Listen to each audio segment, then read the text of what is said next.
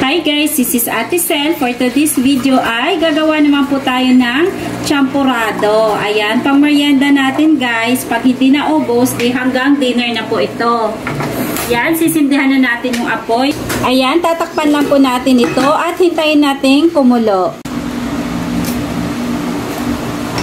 Ayan, halu-haluin lang po natin paminsan-minsan para maiwasan pong matutong yung kanin natin.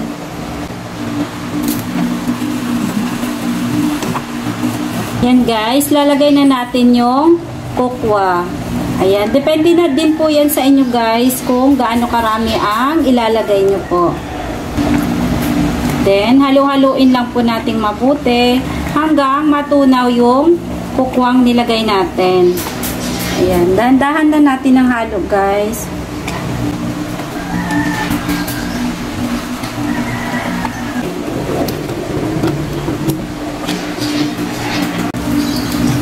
Ayan, lagay na natin yung asukal guys. Kanina po pala ay nag-add ako ng konti ulit na kokwa. Ayan. Hintayin lang nating matunaw yung sugar at titikman natin ito.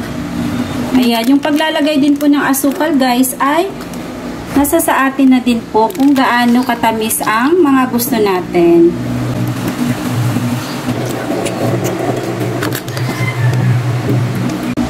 And then, huwag kalimutan tikman. Okay na po siya guys. And guys, ito na po, luto na po ang ating champurrado. And that's it. This is Ate Sel.